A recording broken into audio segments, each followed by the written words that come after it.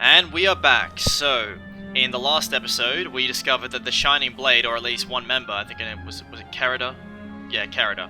A Shining Blade exemplar. She intends to reunite the aspects of Lazarus, resurrect him deliberately, and kill him. And, well, how does that relate to what we're doing now? Because you think Balthazar would be our priority. Well, the Eye of Janthir is following aspects of Lazarus, and Carida thinks that Balthazar has one of these aspects, which was probably important in maintaining his illusion as Lazarus in the first place. So, if we find Lazarus, we find Balthazar. And guess where we're going for that? It's on this boat down here where you can see people getting on, because you can see Living World at One Path Ends is re-releasing. This boat is going to Ore, because that's a location that Carida has heard the Eye of Janthir has been seen. And this will be the first time we return to Ore since the personal story. And for some context here, Ore got decimated in the personal story by us. Well, a lot beforehand, but by us. So, some background. The Kingdom of Ore used to be pretty much the most powerful of the human kingdoms, definitely one of them. So, the gods, it's unclear exactly when they first arrived in Tyria. There are conflicting reports. Some reports say they arrived in Cantha at first, and some reports say they arrived in Ore. I think the best compromise you can make is the gods arrived in Ore from the get-go, but the humans were dropped off in Cantha and they worked their way up. Or it was like both at the same time, because there's documented reports of humans back in Cantha for ages. But this was the kingdom of the gods. They walked around here all the time, just like Balthazar's doing now, but in their full power, in the city of Ara. But after their conflict with Abaddon, in which Abaddon decided that humans, he wanted to pump more magic out into the world and give them more magic, the other gods viewed it as too dangerous, so he fought them, which created the Desolation and the Crystal Desert. This used to be a very lush ocean-like area, and it was completely destroyed. And after they fought Abaddon and hid his existence away, they left. Well, they at least withdrew to the mists, but they were still very actively involved. It's not the same as how they've withdrawn now. But the Kingdom of Ore continued, and it was still very powerful, very prestigious, until two big events.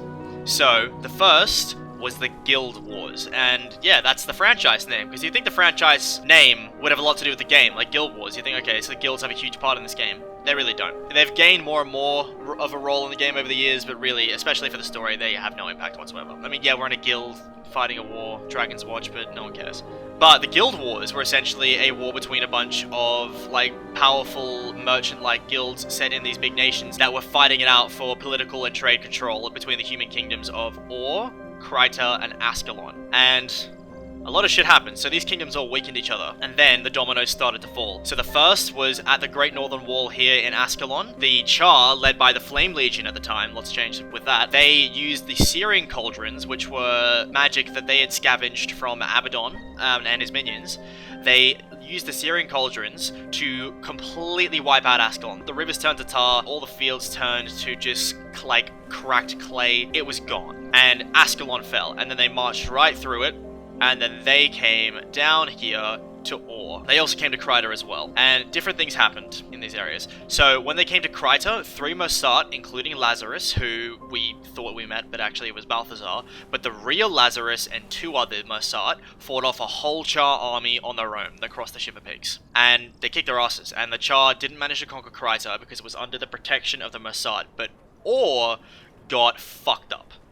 So the Char came in and they were doing so much damage that eventually the Vizier of Ore, Vizier Kilbron, an expert in magic, used an ancient scroll, which was from Abaddon's power, to destroy the entire kingdom. So the entire land sunk beneath the sea, taking all the humans and all the Char with them. The Vizier became an undead lich and went on to cause a bunch of trouble in the Guild Wars 1 story. But as for Ore's return, Zhaitan was right smack bang in the center, which is probably why Ore was such a powerful magical place to begin with, or maybe that's why Zhaitan was drawn to it at the end of the last Elder Dragon Rising. Zhaitan woke up, found a whole army waiting for him because there were so many corpses from this event, and he sent them out in his undead army to attack the Sea of Sorrows and invade the mainland Tyria. That's the Guild Wars 1 based story. We formed the Pact, we took an army in, and once we had weakened Zhaitan by taking out his army, we were able to take on the dragon himself, and we took him down. Since then, Ore has been recovering, supposedly, because we cleansed Ore with Traherne. We cleansed the dragon corruption, supposedly, using a similar ritual to what must have been used on the Pale Tree and what was probably used on Glint. Because the Pale Tree is a champion of Mordramoth, who is over here. She's a dragon champion, but isn't corrupted. So she uses the same magic, but in a non-corrupted version. So she was able to wield some of that power, and we used it in Ore. Which means the land itself should be recovering, and the Risen are no longer tied to Zhaitan,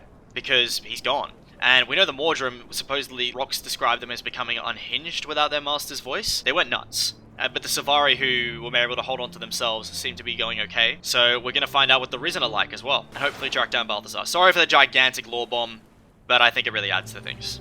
And it's... understanding some of that really helps appreciate the story we're about to see. Hello. I'm the passenger you're waiting for. The Shining Blade is providing me with passage to Ore. I'll need your boarding token. I don't have a token. I wasn't given one. Hold on. I know how to straighten this out. Exemplar Karita, come in. There's a Shining Blade agent here forbidding me from boarding the ship to Ore. Ooh, so formal. Is the agent there with you, Commander? I must receive a proper boarding token. I have my orders. Agent, this is Exemplar Karita. The commander is on a Blade mission. You will transport him to Ore. Code SBEJ1998. You don't have to shout. Yes, Exemplar. I apologize. I didn't realize. You may board at will. I guess she straightened that out for us, and she's still learning how the communicator works.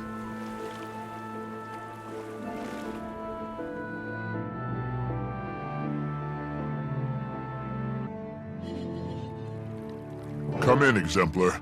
We just docked in Ore. Thanks for the ship. Have you found the Eye? Oh no. Was I supposed to be looking for the Eye? Are you kidding me? Did you know these islands are strange? I just left a raggedy carnival trying to capture a rampaging slothosaur. I'm familiar. Don't you want to know whether I found the Eye? It's unnecessary, my dear. You asked me if I did. Ergo, you did not. Out and over. So she's as sassy as ever. She kind of sounds like Ventress from the Clone Wars, the show. I don't know if it's the same voice actress. Maybe I should look that up. But yeah, this is Ore in Siren's Landing, and it's looking very different from what we remember. There's a lot of vibrant wildlife here, but there's some undead here, and they're called Unchained, interestingly. So the label for the Risen seems to have changed to the Unchained. These ones, they're still Risen, but they are freed from Zhaitan's influence, so we'll be learning more about them. A big thing to understand about the Risen is that most of them don't actually have the souls of the people that died with them. Because we do meet a ghost, actually, who her corpse became Risen, but she was completely free. So, and also given these people were dead a long time before Zhaitan found them, they don't actually have the souls. So there's, like, the people who were in these bodies a long time ago, they're gone. So these creatures are something entirely new. So they have more in common, really, with the Silvari than with, I don't know, like a ghost. Greetings, Wayfarer. Have you come to help us reclaim this accursed land? I'm afraid not. I'm looking for someone. Have you seen or heard reports of Balthazar here? Oh, I did hear a rumor that the being called Balthazar had been seen here. The royal ghosts were buzzing about it. Do you know where he went? Or have you seen the Eye of Janthir? A floating... The floating pyramid eye? It passed this way not long ago, but I dared not approach it. It was headed inland. I suggest you start your search with Dagonet, the Firstborn. You'll find him at the reliquary of Melandru. So it seems one of the Silvari Firstborn is undertaking the efforts here to do what exactly? We're not quite sure. That's one of the jumping puzzle of this map. That's a very long and arduous jumping puzzle. We will not be going there. Just fair warning. I have not had a lot of sleep, so I've really been trying to get ahead on videos again. So I'm fading a bit, but I'll try and keep the energy up. Now let's jump up here and have a look at this vista. But yeah, you can definitely see that since Zhaitan isn't here continuing the corruption, and since we cleansed the wellspring or whatever it was of his corruption, there's so much more vegetation around. So the land is coming back to life. So maybe in another 100 years or so, Ore will be looking much more livable. Which also begs the question, what's going to happen to the inhabitants here? I mean, the Unchained, are they going to gain more intelligence and become sentient or something? Or are they just going to be these beings that kind of shamble around or stare into space? But if it becomes claimable land, I mean, are people going to take a hold of that? The Char might try to decide, alright, time to finish what we started. The humans might decide this is our land, we're going to reclaim it. I mean, there's even some Orion citizens in Divinity's Reach. Like, people who are of Orion ethnicity, but who weren't there when everything went to shit, and had descendants in Cantha.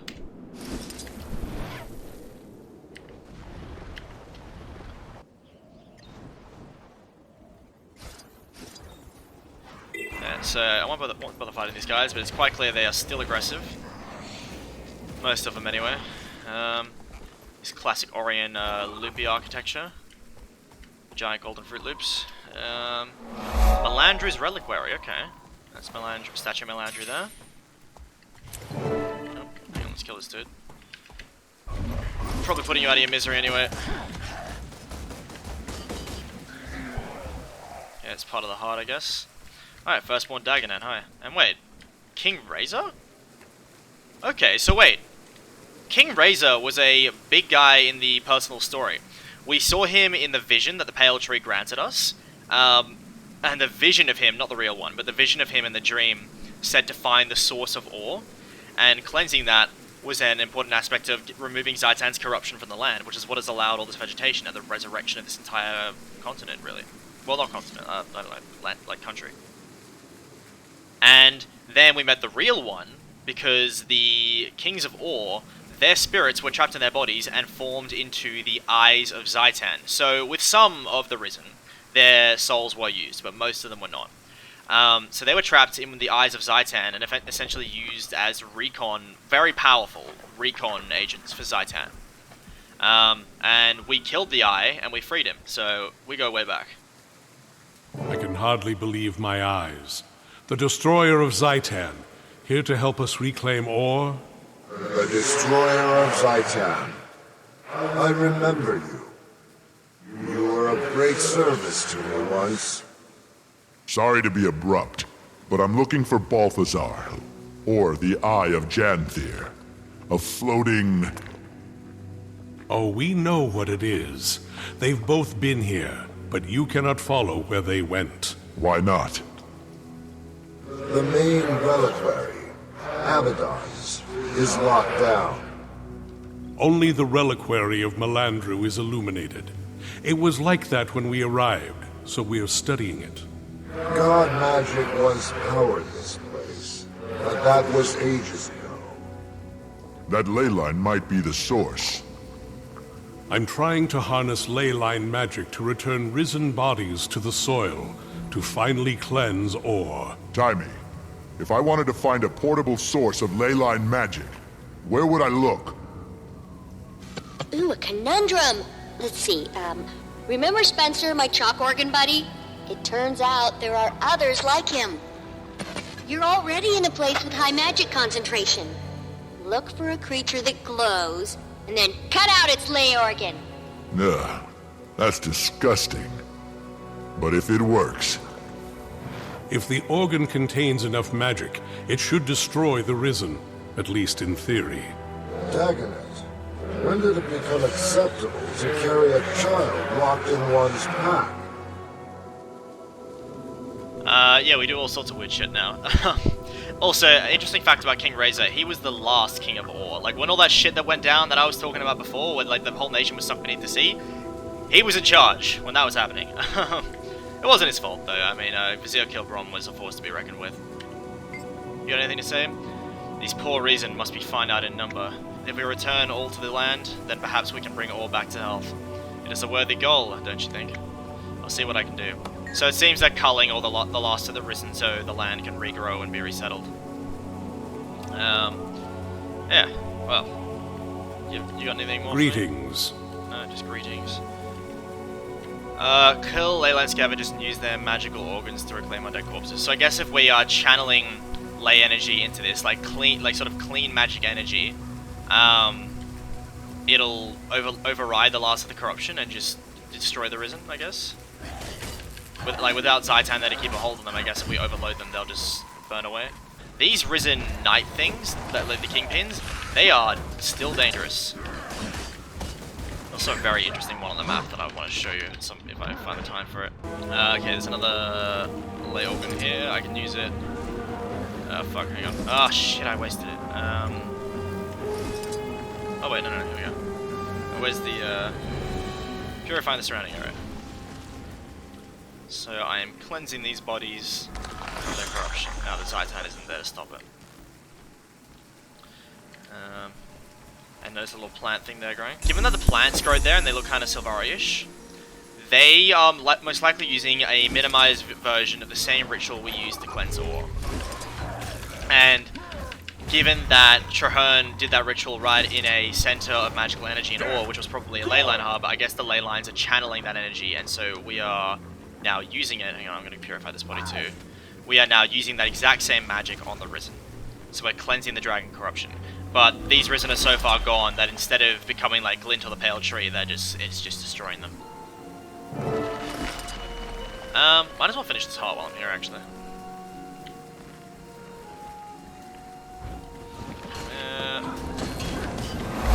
Very nice. Go buy some of the map currency. They're called Orient Pearls or something on this map. Or the Unbound Magic ship. At last, there's hope for Or's resurrection. Your assistance with the reclamation is much appreciated, Commander. I'm not done yet. I need to know more about Abaddon's reliquary. In Or's prime, this place, the complex, held the reliquaries of the gods. Abaddon, being the keeper of secrets, secured each god's most cherished scrolls, mementos, and artifacts for them. The other reliquaries must all be lit, and the corruption removed before Abaddon's will open. I need your help with the reliquaries. Start with the reliquary of breadth. Use your leyline magic to banish the Zhaitan pox. I'm on it. Alright, so we're gonna do this with all the other reliquaries, like not just Melandru's, and then Abaddon's reliquary, which is in the center of the map somewhere, I think. That will open up. It's very interesting because Abaddon, being the keeper of secrets, was essentially like the librarian for all the other gods.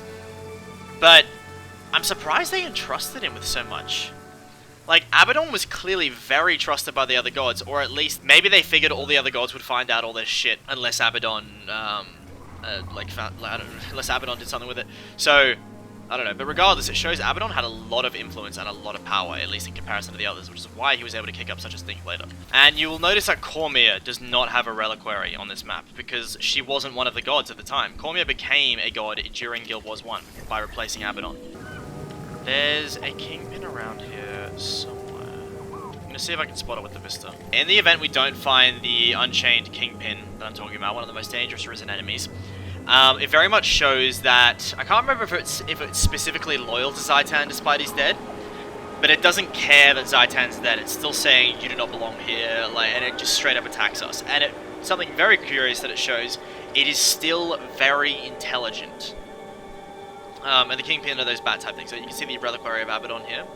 But it shows that some of the Risen, particularly the more powerful ones, have still retained a lot of their intellect. Very similar to Silvari. The stronger ones, the stronger willed ones, they are very much more individualistic than the ones that have just become mindless beasts. And those ones, they can become actual characters down the line. I mean, if we can't kill them and can't cleanse them of magic, then they're just going to keep plodding along. Alright, let's move on to Brent's reliquary. I very much would like to find that guy at some point. Maybe I'll open the wiki and read his dialogue, because it is fascinating stuff.